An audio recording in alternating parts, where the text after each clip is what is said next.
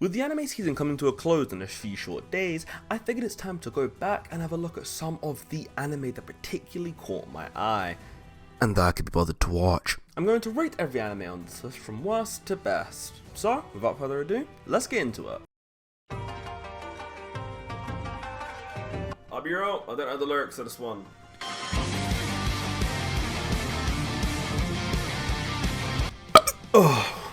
Alright, I got a lot to talk about for this anime, so bear in mind for will definitely be the longest review of this video. Enjoy!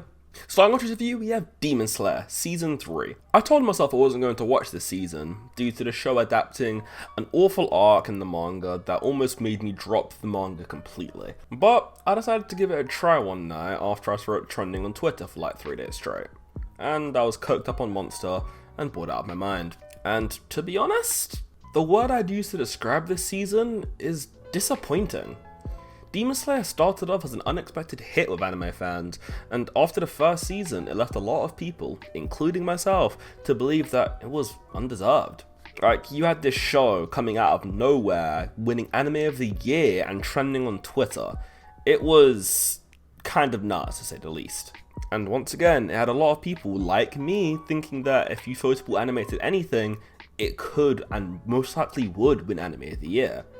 However, Season 2 took my beliefs and shat all over them. Oh shit. With better animation, better story arcs, and a sensational fight that I have rewatched more times than I care to admit. Truly changing my opinion and warranting the Anime of the Year award that it got.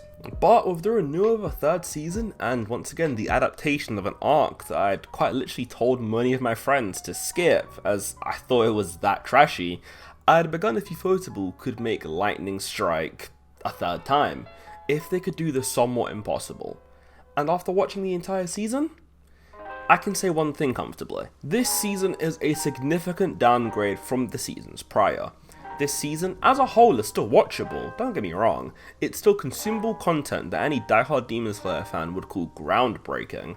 But in terms of raw story, and everything else besides animation, Season 1 and 2 are better on almost every level. Indisputably. The villains, for example, don't even hold a candle to the first 2 seasons. Rui and Gyutaro were genuinely scary, not just looking, but feeling villains, that made me concerned that the cast wasn't going to make it out in One Piece. They felt like villains, they felt like actual demons, they felt menacing, and especially Gyutaro, truly deserving of the revered Upper Moon title that Season 1 had worked so hard to establish as the truly terrifying threats. But this season's villains just feel bland, if that makes sense. They feel like there's not enough substance to them. Whereas with Gyutaro and Rui, they got their backstories, and they got their characters fleshed out with character moments. These guys, Upper Moon 4 and 5, just seem like they were there for plot significance, and nothing else.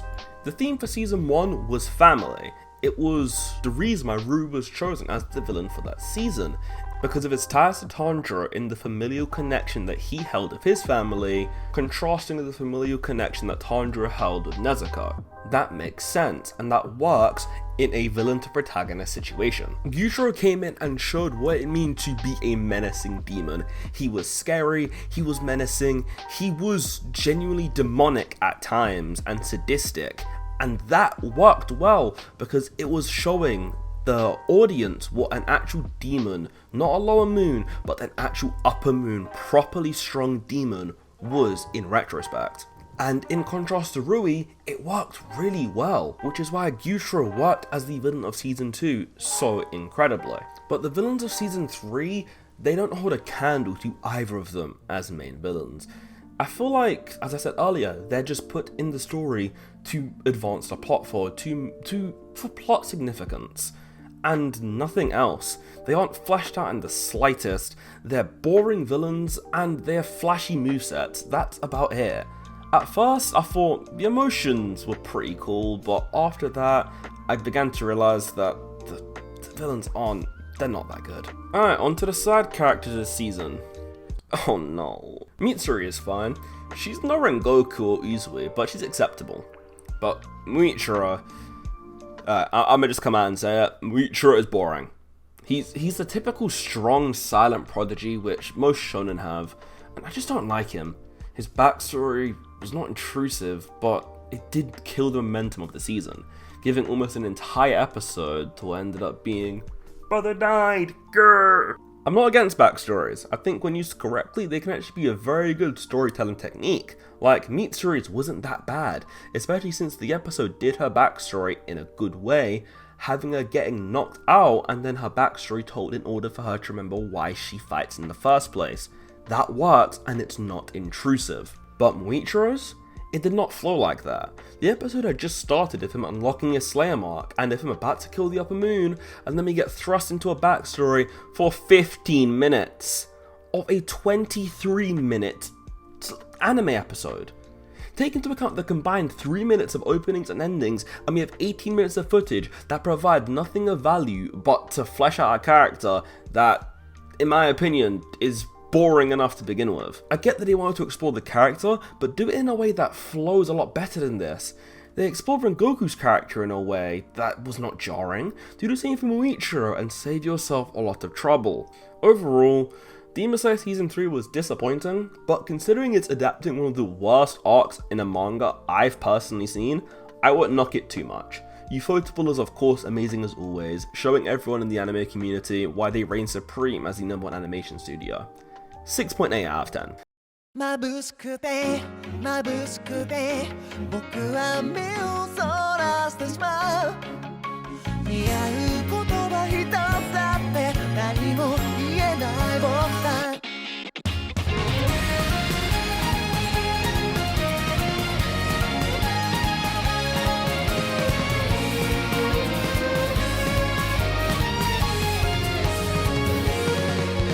Skip and Loafer is the story of a country girl heading to the big city to achieve her dream of running parliament. Particularly in Stoke, where the pottery is coming. I wish the Shadow Chancellor would occasionally shut up and listen to the art.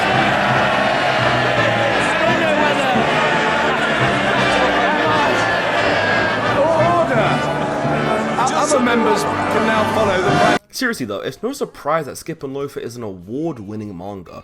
Usually with animes nowadays, you need to have the main character be a Kirito clone, or so quirky that it doesn't make sense in reality.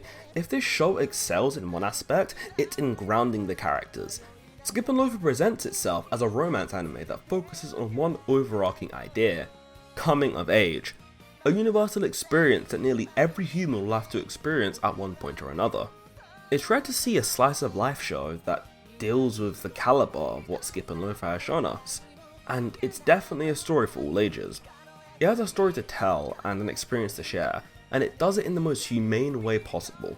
While it isn't a typical romance anime, in fact, the final episode of the show doesn't even end with any sort of confession or anything, it's a coming of age story that many people will and can relate to and understand completely. Even the way the show deals in the communication between the characters is humane. A very common theme in many shoujo manga and anime would be a lack of communication between the characters, leading to misunderstandings defining the entire anime. However, with Skip and Loafer, that theme and trope isn't true, taking the characters and humanizing them to a degree which feels refreshing to say the least. I honestly wish I could say more, but the show seems to have ended on the promise of a second season, and more to come. I feel like it needs more to be done to complete this story and fully certify this show as a hit. Until then, I will not knock anyone for watching this show, unlike that isekai trash has been all over this season. 7.5 out of 10. Bro, Kanaboo literally does not miss! My love story of Yamada-kun at level 999 has been one of the manga series that I've been wanting to read for quite a while now, and upon hearing that it was being adapted into an anime, I knew I had to watch it. I have seen zero people talk about what might just be the best romance anime this season.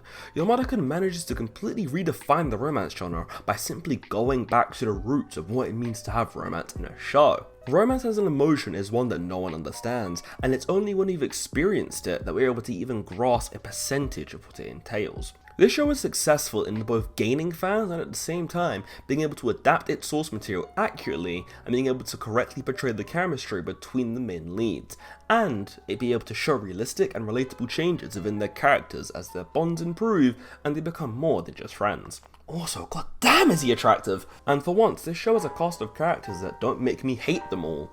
Runa was annoying at first, but she got better with time. Usually with shows like this, there is one outlier, one character that everyone hates. Your life is nothing. You serve zero purpose.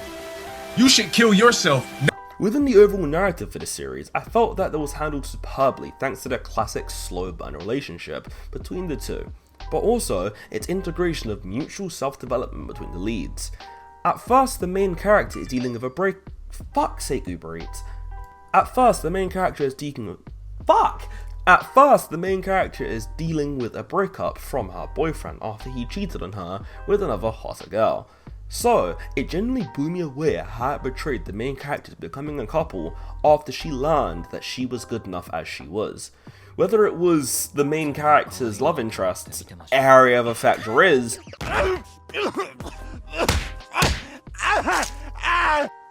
or the building of a main pair as friends first and then wrapping the story up with a season finale that actually satisfied me. This show is a must watch if you're looking to get into the romance genre. Damn boy, he's thick! If you were to tell me at the beginning of this season that one of the shows that I'd be most excited for each week would be a show about a guy with no magic but who works out so profusely he can take on magic users, I'd believe you.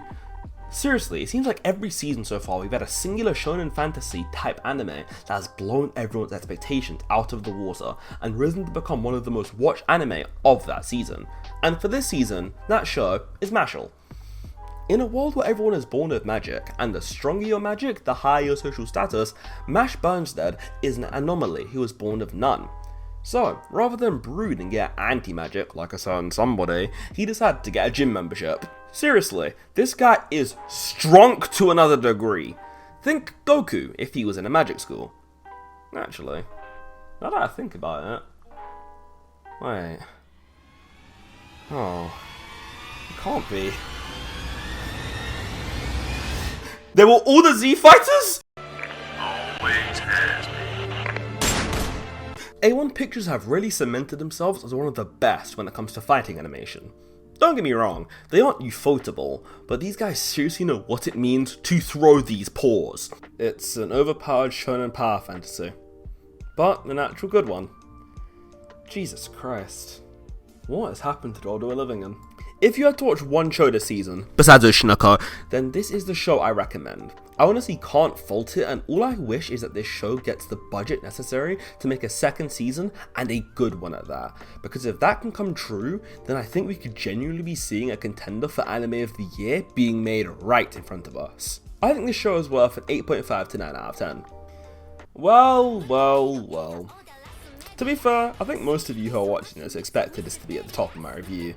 Especially since the video I made in Oshinoko is my most viewed video by like 28,000 views. What the fuck? I honestly still love this show. And it's one of the rare shows that I watched the entire episode for, including the ending, which is abnormal to me. With me having seen the other episodes now, since my review, and almost having finished the season as of writing the script, I think I can comfortably say that it's my favourite show this anime season. Honestly, the animation is beautiful, the story is amazing, and the soundtrack is honest to god incredible. I have seen nothing but praise from manga readers who say that they wish they had waited for the anime before reading, as the anime is adapting the manga and turning it into serious heat. Is this show perfect? Of course it isn't, but just like every anime out there, it has its own problems it has to deal with. But almost all of my points from my original video still stand, and if Oshinoko can stick the landing, just like Mashle with their final episodes, then I won't see a problem with saying that they are the best shows of this season, and maybe just the animes of the year. No debate. Thanks for watching, and I'll catch you later. Bye now.